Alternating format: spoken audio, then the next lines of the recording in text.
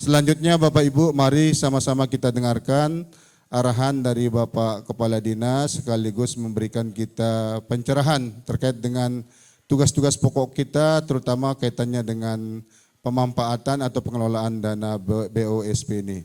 Kepada Bapak Kepala Dinas kami silakan dan kami mohon sekaligus beliau akan membuka kegiatan kita ini secara resmi. Kepada beliau kami silakan.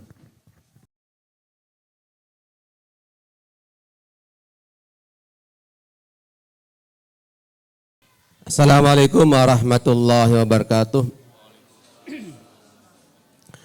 Alhamdulillahirabbil alamin hamdan katsiran thayyiban mubarakan fih kama yuhibbu wa rabbuna wa yarda.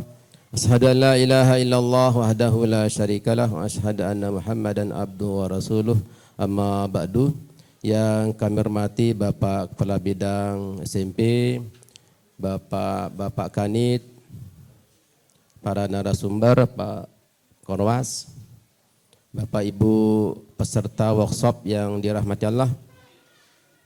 Alhamdulillah pagi ini kita masih diberikan nikmat kesehatan, nikmat keapiatan, serta keluangan waktu sehingga kita bisa hadir dalam rangka pelaksanaan workshop penguatan rapot pendidikan untuk seluruh satuan pendidikan, mulai TK PAUD, SD dan SMP.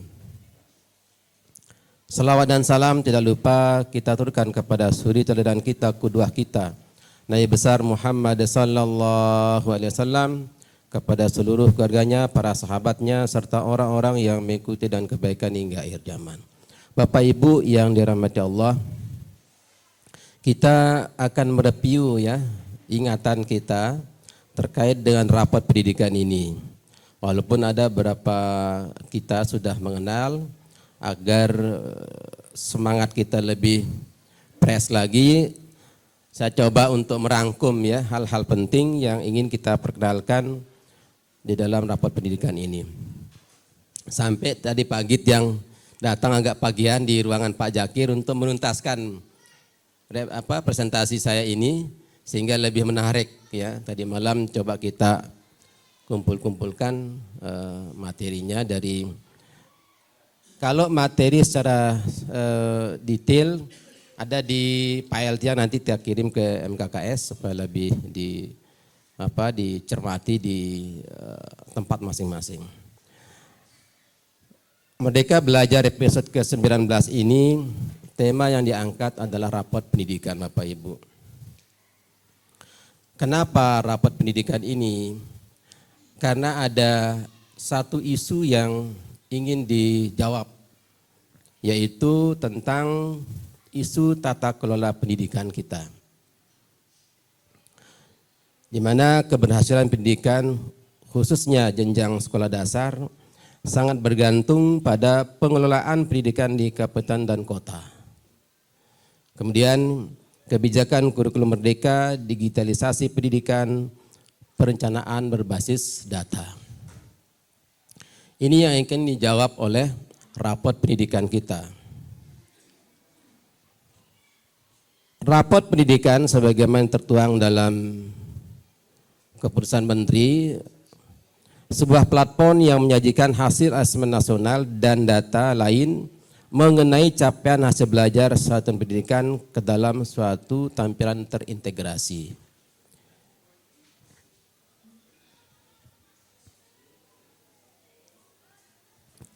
Kemudian dasar hukumnya, Peraturan Menteri Nomor 57 Tahun 2021 tentang Standar Nasional Pendidikan, yang kemudian diturunkan menjadi Peraturan Menteri Pendidikan, Kebudayaan, Riset dan Teknologi Republik Indonesia Nomor 9 Tahun 2022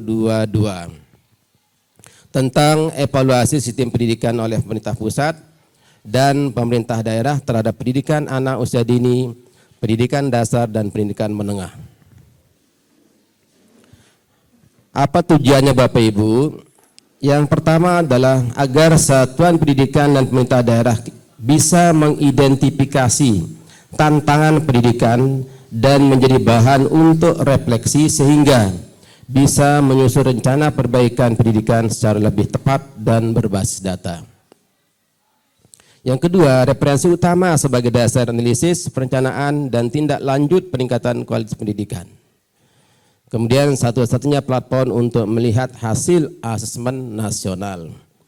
Kemudian berikutnya sumber data yang objektif dan andal, di mana laporan disajikan secara otomatis dan terintegrasi. Ada 5 fungsi rapot pendidikan. Yang pertama, sebagai referensi utama analisis, perencanaan, dan tindak lanjut untuk meningkatkan kualitas pendidikan. Yang kedua, sumber data yang objektif dan dapat dipercaya karena laporan diberikan secara otomatis dan terintegrasi. Yang ketiga, instrumen untuk mengevaluasi sistem pendidikan dengan menyeluruh, baik dalam hal evaluasi internal ataupun eksternal. Yang keempat, sebagai alat ukur yang berorientasi terhadap mutu serta pemerataan hasil belajar. Yang terakhir adalah sebagai kanal penyajian data yang terpusat sehingga tidak perlu memakai berbagai aplikasi. Rapor pendidikan akan meringankan beban administrasi. Yang perlu diingat terakhir Bapak Ibu, rapor pendidikan ini bukan untuk menghakimi, tetapi lebih untuk mengetahui bahwa posisi satuan pendidikan itu ada di mana dan seperti apa yang harus diperbaiki kinerjanya. Oleh karena itu, pengguna seperti kepala satuan pendidikan perlu memahami betul hasil dari rapor pendidikan mereka. Inilah tujuan kita Bapak Ibu melaksanakan workshop ini dalam rangka kita ingin mengenal lebih dalam, lebih detail tentang rapor pendidikan ini, karena seiring dengan tema program kurikulum merdeka ini kita terus bergerak Bapak Ibu. Bergerak, oleh karena itulah maka hari ini alhamdulillah sudah hadir seluruh kepala sekolah untuk wilayah utara, kemudian ada bendahara, ada operator, maka sinergisitas ini penting untuk dibangun sehingga pemahaman kita sama, sehingga nanti pada saatnya di satuan pendidikan Bapak Ibu lebih progresif, lebih dinamis di dalam mewujudkan perbaikan mutu pendidikan kita di Lombok Timur. Ini yang bisa kami sampaikan Bapak Ibu. Mari kita buka kegiatan kita pada pagi hari ini dengan sama-sama melafadzkan al-basmalah. Bismillahirrahmanirrahim. Demikian, terima kasih.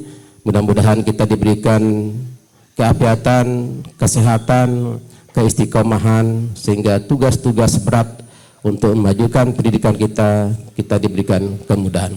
Terima kasih. Demikian, subhanakallahumma bihamdika asyhadu an la ilaha illa anta astaghfiruka wa atubu ilaik. Assalamualaikum warahmatullahi wabarakatuh.